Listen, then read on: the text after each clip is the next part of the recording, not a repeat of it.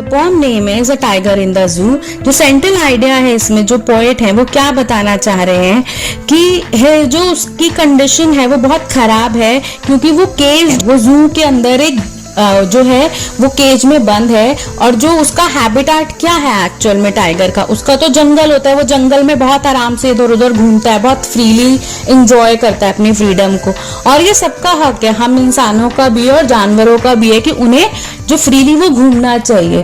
तो जो पोएट है वो इस जो पोम में है वो इसी बात के ऊपर जो बहुत ज्यादा एम्फेसाइज कर रहे हैं कि वो उनको बहुत ज्यादा तरस आ रहा है, वो जो उस कंडीशन को उसकी बता रहे हैं कि किस तरह से जो वो टाइगर है वो जू में केज के अंदर बंद है। He stalks in his vivid stripes the few steps of his cage on pads of velvet quiet in his quiet rage। तो क्या बताना चाह रहे हैं वो इस स्टेंजा के अंदर, द टाइगर विद ब्राइटर, जो उसके जो क्लियर स्ट्राइप्स होती हैं वो उसमें अंदर घूम रहा है केज के अंदर। The cage is very small, तो वो उसके अंदर वो थोड़े से ही स्टेप्स ले पाएगा क्योंकि छोटी सी केज है उसकी। एंड जो उसके सॉफ्ट पैड्स हैं, जो पैरों के नीचे का जो हिस्सा होता है ना वो सॉफ्ट होता है उनका वेलवेट की तरह, तो कोई भी उनके साउंड सुन नहीं सकता उनके फुटस्टेप्स को। In spite of being the most powerful creature, आपको पता है कि वो कितना पावरफुल क्रिएचर है, बट वो कहाँ पर है, इम्प्रिजेंट है, उस केज के अंदर वो बंद है। एंड जो सिचुएशन है उसको, उसे बहुत गुस्सा भी आ रहा है टाइगर को कि वो किस तरह से यहाँ पर बंद है, लेकिन वो फिर भी चुप है क्योंकि वो हेल्पलेस है सिचुएशन में, वो कुछ नहीं कर सकता। He should be lurking in shadow, sliding through long grass near the water hole where plump deer pass।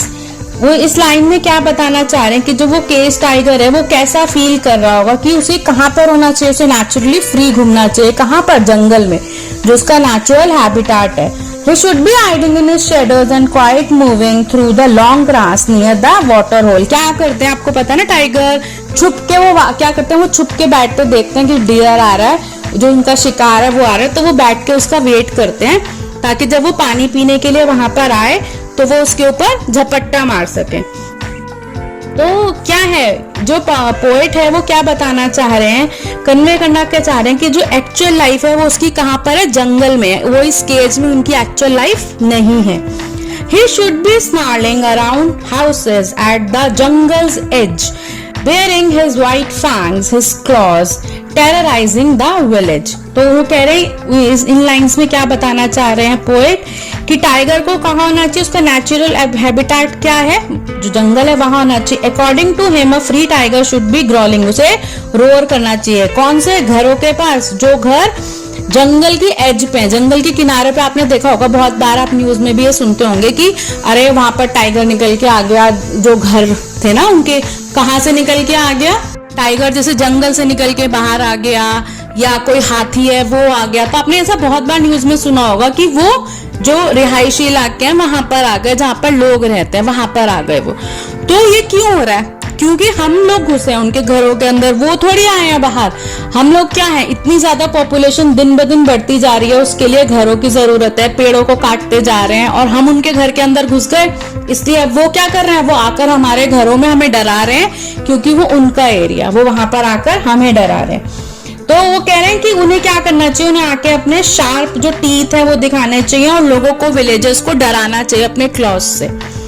But he has locked in a concrete cell, his strength behind bars, stalking the length of his cage, ignoring visitors।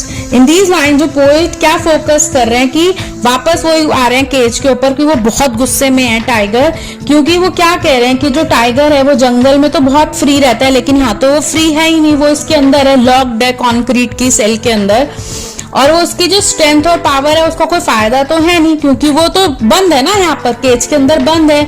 He is moving in the cage ignoring the visitor, जो क्या कर रहे हैं, कोई selfie ले रहा है, यही सब तो करते हैं ना, हम लोग भी जाके यही सब करते हैं ना जू में, तो सेल्फी ले रहे हैं, पता नहीं क्या क्या कर रहे हैं वहां पर, वो सब विजिटर्स, कोई खाना दिखाता है, तो बहुत कुछ करते हैं लोग आके, तो वहां पर वो सब कुछ इग्नोर कर रहे हैं।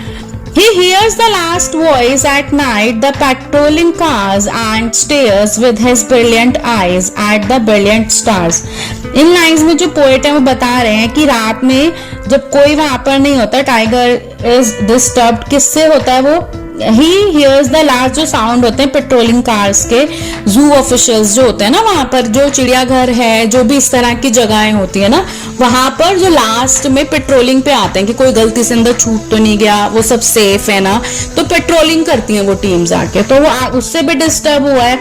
The tiger stairs at the brilliant star, आपने आईज तो देखी है ना टाइगर की, कितनी शाइनी आईज होती है, तो वो उनसे स्टेयर करता है brightly in the sky with his brilliant eyes which hope for freedom, वो किसको, ऊपर आसमान को देख रहा है, स्टेयर कर रहा है और सोच रहा है कि काश कुछ हो जाए ताकि उसको वहां से फ्रीडम मिल जाए और वो अपने एक्चुअल हैबिटेट में पहुंच सके। पोएटिक डिवाइसेस देखेंगे हम कौन से यूज हुए हैं। रिपीटिशन ऑफ वर्ड्स या फिर फ्रेजेस जब सेम लाइन में यूज किए जाएं, जैसे इसमें है वेलवेट क्वाइट रेज, तो क्वाइट का रिपीटिशन हुआ है। Brilliant eyes, brilliant stars, brilliant का हुआ है।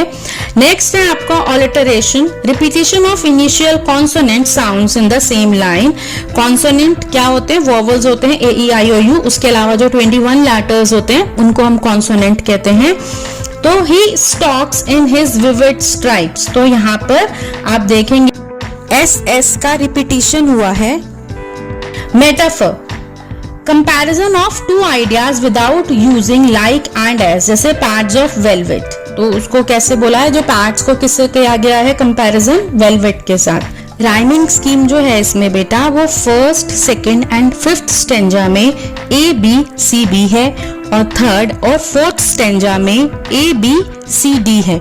So that's all for the poem. बेटा आई होप आपको समझ में आ गई होगी। Thank you.